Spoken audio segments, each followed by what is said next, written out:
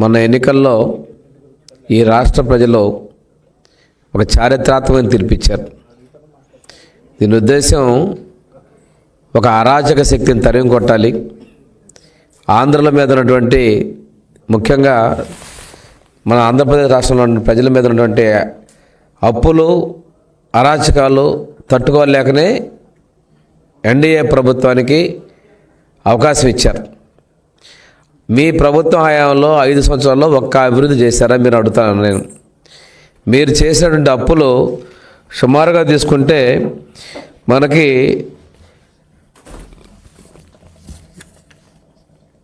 చాలా 4,140 కోట్ల పైన ఉన్నాయి. ఈరోజు తీసుకున్న పరిస్థితుల్లో ఈ 7 నెలల్లోనే 5 సంవత్సరాల అభివృద్ధిని మేము చేసి చూపించాం. సూపర్ 6 గురించి మాట్లాడుతున్నారు మీరు. ఒక్కొక్కటి మేము చేసుకుంటూ వస్తున్నాం. 1000 రూపాయలు పెన్షన్ పెంచుతామన్నారు. కానీ తర్వాత ఏం చెప్పారు? విడతల వారి అన్నారు. ఆ విడతలనేదో చిడతలనేదో ఒకళ్ళు చెప్పకుండా ప్రజలు మోసం చేసి మీరు అధికారంలోకి వచ్చారు. కానీ ఆ 1000 రూపాయలు పెంచడానికి మేము చేసిన 2,000 3,000 చేయడానికి ఆప్సపాలు పడ్డారు. మొన్న ఎన్నికల ముందు 2024 మీరు జనవరిలోనే 3,000 చేయగలిగారు. మేము ఇచ్చిన మాట ప్రకారం నువ్వు చేసిన అప్పులు ఒక పక్క, నువ్వు చేసిన బకాయిలు ఒక పక్క, పెట్టిన బకాయిలు ఒక పక్క ఉన్నప్పటికి కూడాను పెన్షను 4,000 రూపాయలు ఇస్తాం మేము అమలుపరిచాం. మొదటి రోజు నుంచే ముందు నుంచి ఇస్తామని చెప్పాం. మేము ప్రకటించినటువంటి ఏప్రిల్ నెల నుంచే మీకు అరియర్స్ ఇస్తామని చెప్పాం. దాని ప్రకారం ఇవ్వడం జరిగింది. ఈ భారతదేశంలో ఏ రాష్ట్రము ఇవ్వనంత విధంగా అత్యధిక మొత్తంలో పెన్షన్ ఇస్తున్నటువంటి ప్రభుత్వం చంద్రబాబు నాయుడు ముఖ్యమంత్రిగా ఉన్నటువంటి ఎన్డీఏ ప్రభుత్వం అనే విషయాన్ని మీరు గమనించుకోవాలి.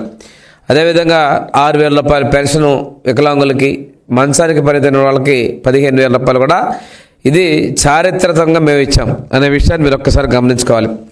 రెండోది ఆడపడుచుల కష్టాలు చూడటం కోసం దీపం 2 పథకం ద్వారా 3 ఉచిత గ్యాస్ సిలిండర్లు ఇస్తా ఉన్నాం.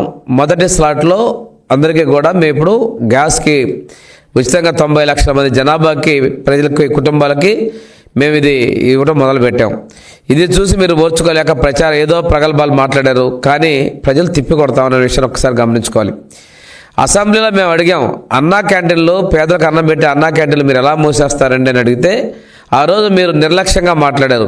మేము చెప్పిన మాట ప్రకారం ఇది మా సూపర్ 6లో హామీనే. అన్నా క్యాంటీన్లు తిరిగి ప్రారంభించాం. ఇవి పెంచినవే కాకుండా ఇంకా అదనంగా కూడా ప్రతి నియోజకవర్గానికి ఒక అన్నా క్యాంటీన్ ఉండే విధంగా రూరల్లో కూడా మొన్ననే క్యాబినెట్ తీర్మానం చేసాం. త్వరలో కూడా పూర్తి స్థాయిలో ఇస్తున్నాం. ఇవన్నీ కూడా ప్రజల కళ్ళకు కనిపిస్తున్నాయి. మీకు కళ్ళకు కనిపించవు, చేసేది వినిపించదు. ఒక మీ మెప్పు కోసం, మీ నాయకుడి మెప్పు కోసం మీరు మాట్లాడుతూ ఉన్నారు. ఈరోజు ఒక్కొక్కరు ఏం చేస్తారంటే నేను వెళ్ళట్లేదు, నేను ఉంటున్నానని చెప్పేసి శీల పరీక్ష చేసుకునే విధంగా ప్రవర్తిస్తూ ఉన్నారు. కానీ చెప్పినోళ్ళే బయటకు వెళ్తున్నారు. మీరు ఒక్కసారి చూసుకున్నట్లయితే మిమ్మల్ని రాజ్యసభ సభ్యులు మిమ్మల్ని వదిలేసి బయటకు వస్తున్నారు. మిమ్మల్ని వదిలేసి మీ ఎమ్మెల్సీలు బయటకు వస్తూ ఉన్నారు. చివరికి రోజుకొక డేట్ మార్చుకుంటా తిరుగుతానని చెప్పేసి ఆయన కూడా బయటకు అక్కడికి వెళ్ళిపోయాడు మీ నాయకుడు. మీ నాయకుడి పరిస్థితి అలాగుంది. మీకు అగమ్య గోచరంగా మెప్పు కోసం ఆయన లేడు, మాకు డ్యూటీ అప్పగిచ్చాడు మాట్లాడదామని చెప్పి నిన్న మొన్నటి తెగ రెచ్చిపోయి మాట్లాడుతూ ఉన్నారు. కనిపించట్లేదా మేము చేసినటువంటి అభివృద్ధిని? మీరు చేసిన గుంటల రోడ్డు మొత్తం మేము పూడుస్తూ వస్తున్నాం, అది కనిపించట్లేదా? మీ గుంటల రోడ్లో పడి ప్రాణాలు కోల్పోయింది మీకు కనిపించడం లేదా? మీ పత్రిక ఒకటి ఉంది, బ్లూ మీడియా. ఎప్పుడో 6 సంవత్సరాల నాటి వాటిని తీసుకొచ్చి సద్యవార్తలు తీసుకొచ్చి ఈరోజు కొత్తగా వచ్చినట్టు మాట్లాడతారు.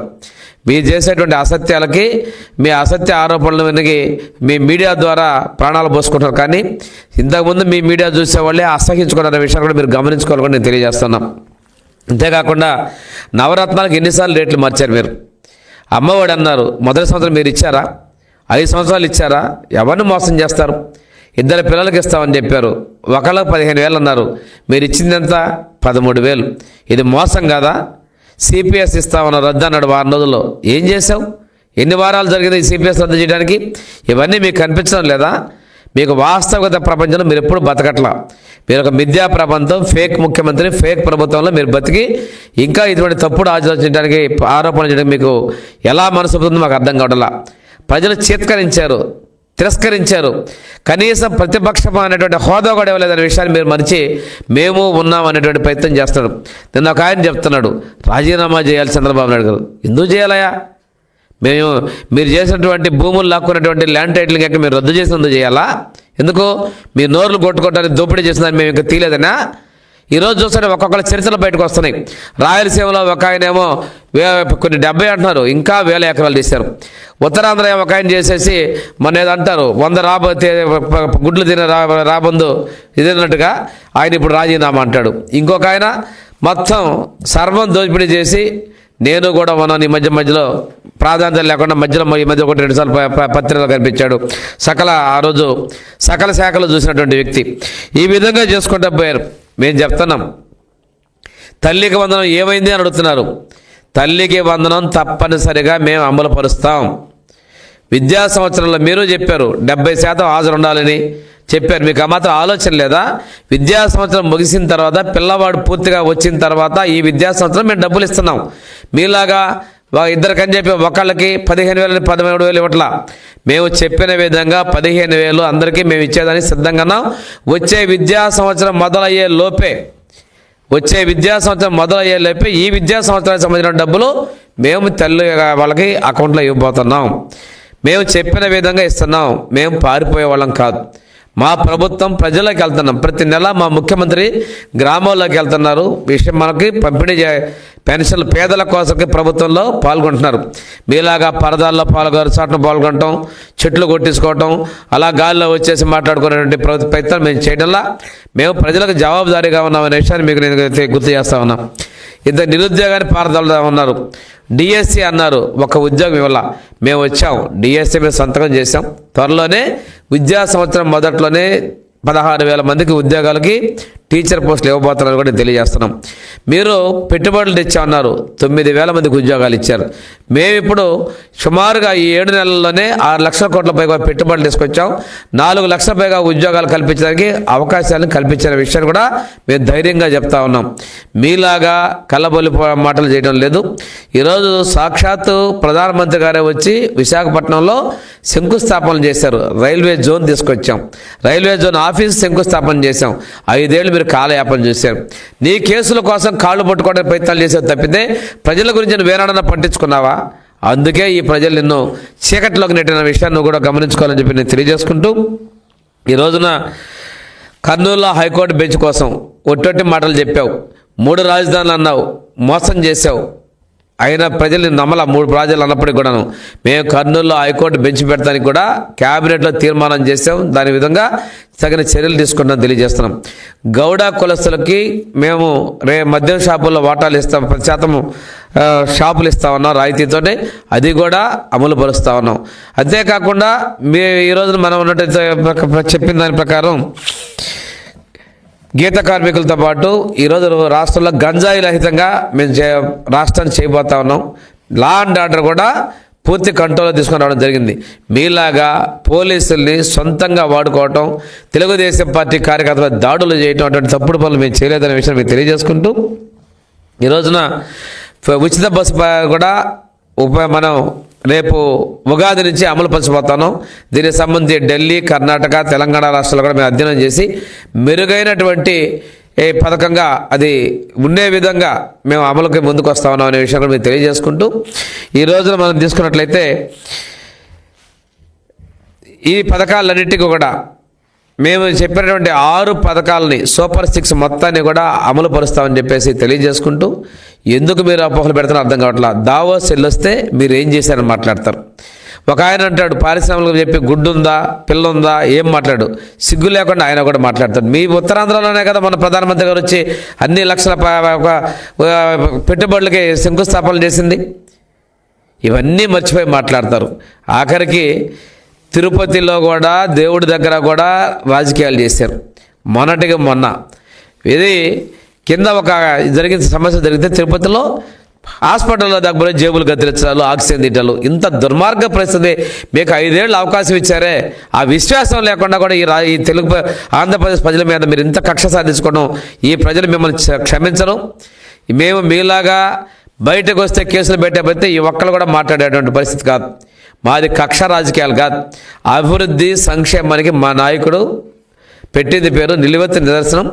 మమ్మల్ని కూడా ఒకటే అంటారు, మనం ప్రజాకోర్టులో బద్దులై ఉన్నాం. మనం చెప్పినటువంటి అభివృద్ధిని చేయాలి, చెప్పనివి కూడా ఇంకా చేయాలి. ఈ రాష్ట్రం 2040 నాటికి ప్రతి ఒక్క కుటుంబంలో ఒక సభ్యుల సాధికారత సాధించాలి అనే లక్ష్యంతో మేము ముందుకు పోతున్నాం. ముఖ్యంగా సోషల్ వెల్ఫేర్ హాస్టల్ నేను కూడా చూస్తున్నా. 143 కోట్ల రూపాయలు బడ్జెట్ ఇచ్చి రిపేర్ చేస్తుంటే నీ సమయంలో కనీసం 25 కోట్లు కూడా నువ్వు ఇవ్వలేకపోయావు. ఇదే కనిపిస్తాను మేమేం చేసామనేది.